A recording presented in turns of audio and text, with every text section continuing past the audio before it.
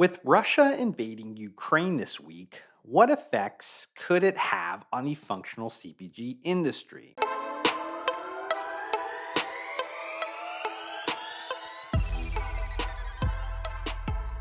We are still learning the extent of Russian President Vladimir Putin's bombardment as this conflict unfolds, but his attempt to redraw the map of Europe could lead to the most devastating conflict on the continent since World War II.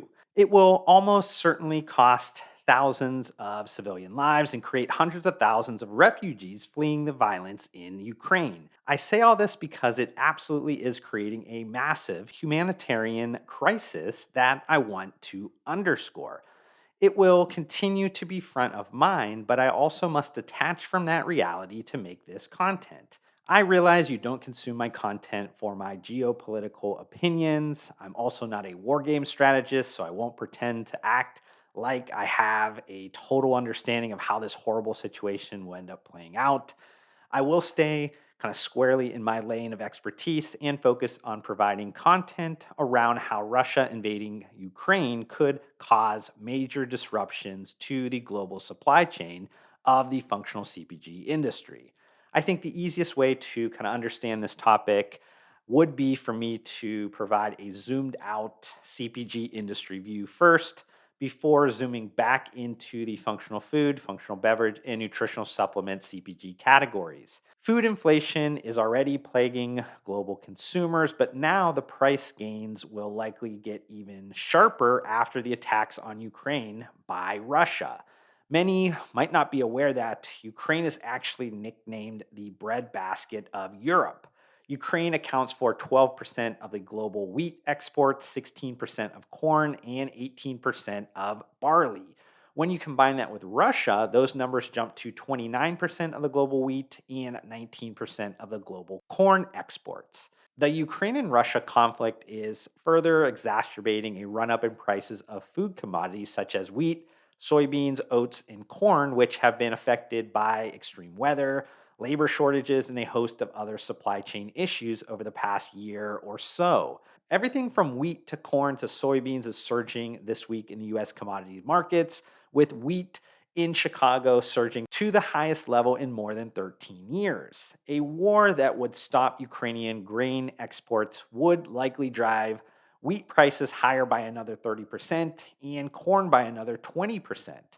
For food manufacturers that rely on wheat and flour as key ingredients, the Ukraine and Russia conflict is yet another element for them to weigh as they attempt to control price increases.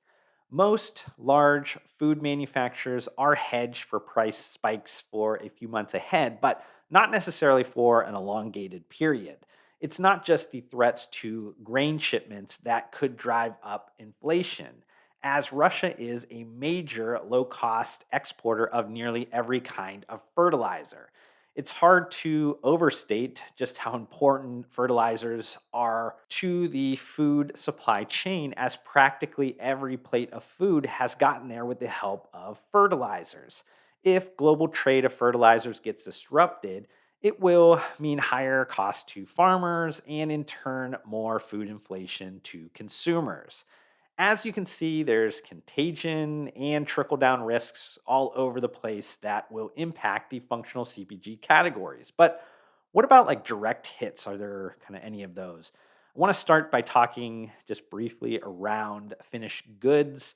Total exports of finished goods in the functional CPG categories are kind of quite minimal. They're under $100 million dollars total, at least estimated.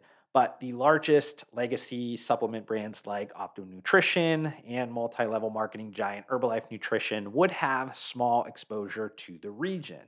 Not only will it be difficult to get exported products into the countries of Ukraine and Russia, but in the case of Russia, they're also dealing with recent spikes in currency inflation from the Western banking system restrictions. Secondly, I want to talk about like ingredient supply chain and if any ingredients are kind of coming from Ukraine or Russia that would be utilized in functional CPG products. Russia and Ukraine are the biggest and second biggest global sunflower seed oil exporters in the world. This would most notably affect the functional CPG categories in the form of sunflower lecithin.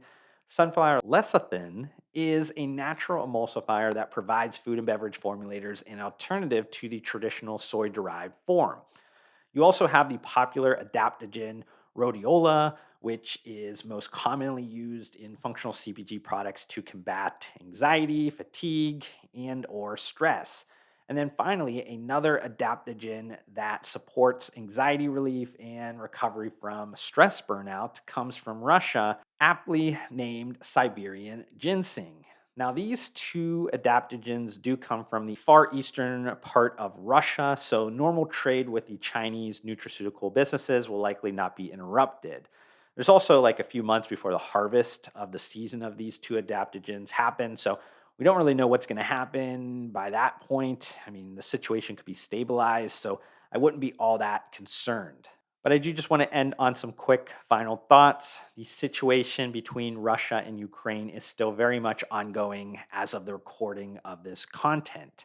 My current understanding of the situation leads me to believe that the functional CPG supply chain interruptions would be quite minimal. But that being said, everything could kind of change at any moment with some breaking news. So I'll kind of keep this short and sweet for now and expand on this content if any material events change that outlook.